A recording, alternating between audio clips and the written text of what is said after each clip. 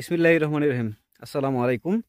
আশা করছি সকল কৃষক ভাই ভালো আছেন, সুস্থ আছেন। তো আজকে একটা বিষয় আপনাদেরকে একটু দেখাতে চাই, যদিও মাটি নরম না হলে আমি এই যে দেখেন, একদম মাথার অংশে মোটামুটি বেশ সাদা হয়ে গেছে শিশির।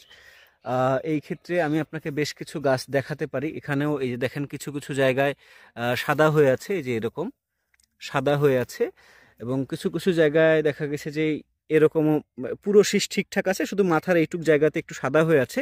যদি আপনার জমিতে হালকা খুবই সাদা বর্ণের দেখা যায়, যেমন ধরেন এই যে এরকম আমি যদি আপনাকে দেখাই, এই যে দেখেন কিছু কিছু জায়গা কিন্তু সামান্য একটু করে জায়গা একটু সাদা আছে, এই শিশির একদম আগার অংশটা সাদা হয়ে গেছে। এর মানে হচ্ছে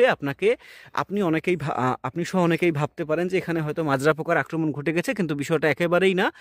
এটা হচ্ছে মূলত অতিরিক্ত তাপমাত্রার কারণে এই জিনিসটা হচ্ছে। যেমন ধরেন দিনের বেলায় প্রচণ্ড পরিমাণে গরম হচ্ছে এখন, এবং রাতের বেলায় প্রচণ্ড পরিমাণে ঠান্ডা দেখা দিচ্ছে। এই যে সমস্যাগুলো হচ্ছে, এই কারণে আপনার জমিতে আপনি কিন্তু পানি ঠিকঠাক মতো রাখতে পারছেন না, কিংবা পানি নিলেও সেটা অনেক অল্প সময়ের মধ্যেই শেষ হচ্ছে। আমি আপনাদেরকে আবারও বলছি, এই যে পুরো শীষ ঠিকঠাক থাকলেও আগার দিকে একটু করে সাদা আছে, এই হাতে গোনা দুই একটা করে দানা। আমি যদি একটু দেখাই, যে এখানে কয়েকটা দানা আছে সাদা হয়ে গেছে, এবং বাকি দানাগুলো কিন্তু মোটামুটি ঠিকঠাক আছে। তো যদি এরকম আপনার জমিতে আপনিও দেখেন যে অনেকগুলা গাছের মধ্যেও একদম গাছের আগায় সমস্যা দেখা দিয়েছে, এবং এই সমস্যাগুলোর কারণে আপনি হয়তো ভাবছেন বেশ কিছু টেনশনে পড়ে যাচ্ছেন, সেই ক্ষেত্রে কিন্তু অবশ্যই আপনাকে একটা পদক্ষেপ নিতে হবে, সেটা হচ্ছে পানির ব্যবস্থা করা। আপনি যদি এই সময়টাতে আপনার জমিতে পানির পর্যাপ্ত পরিমাণে ব্যবস্থা করেন, সেক্ষেত্রে কিন্তু আপনার জমির এই যে শীষটা আছে, এই শীষটা কিন্তু মোটামুটি মজবুত হবে, তরতাজা হবে, পোক্ত হবে, এবং শীষের দানাগুলো যে আছে, এই যে দানাগুলো দেখা যাচ্ছে, এই দানাগুলো পুষ্ট হবে, এবং এগুলো সঠিক পরিমাণে নিচের দিক থেকে যেটা খাবার পাওয়া, সেই খাবারটা সঠিকভাবে নিতে পারবে, এবং গাছগুলো পুষ্ট হবে, শীষটা অনেক বড় হবে, দানাগুলো বেশ পুষ্ট হবে।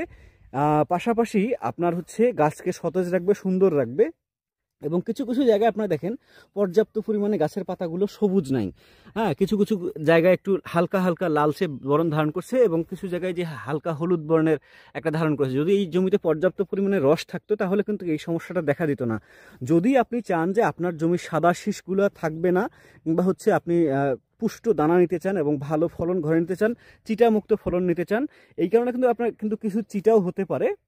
তবে সেটা মেনে নিতে হবে, যেহেতু অলরেডি এটা হয়ে গেছে, আপনি সঠিক পরিমাণে পর্যাপ্ত পরিমাণে সেচের ব্যবস্থা করেনি, সেটা আপনি অবশ্যই আপনাকে নিয়মিত সেচের ব্যবস্থা করতে হবে। যেহেতু এখন গরমের পরিমাণটা অনেক বেশি, সেই ক্ষেত্রে আপনাকে অবশ্যই গরমটা যাতে নির্বাণ করা যায়, কিংবা হচ্ছে গরমটা নিরাময় করা যায়, এই দিন রাতের আবহাওয়াটাকে সমন্বয় করার জন্য অবশ্যই আপনাকে এই ধানের জমিতে পর্যাপ্ত পরিমাণে সেচের ব্যবস্থা করতে হবে, এবং পানি শুকিয়ে যাওয়া মাত্রই সেচের ব্যবস্থা করতে হবে, যাতে আপনার ধানের এই গাছটা পর্যাপ্ত পরিমাণে খাবার পায়। পাশাপাশি আপনি যে কাজটা করতে পারেন, ফ্লোরা ব্যবহার করতে পারেন।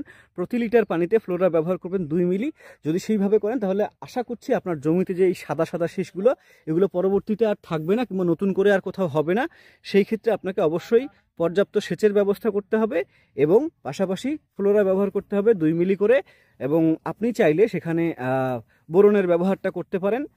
তাহলে আশা করছি, যদি বোরনও 1.5 থেকে 2 গ্রাম পর্যন্ত ব্যবহার করেন, তাহলে আশা করছি আপনার এই সমস্যাগুলো থাকবে না, এবং আপনি পর্যাপ্ত পরিমাণে সুস্থ সবল এবং পরিপুষ্ট দানা সম্পন্ন খাবার কিংবা ধান আপনি ঘরে তুলতে পারেন, এবং লাভবান হবেন বলে আমি বিশ্বাস করি। তো আগামী ভিডিও পর্যন্ত ভালো থাকবেন। আসসালামু আলাইকুম।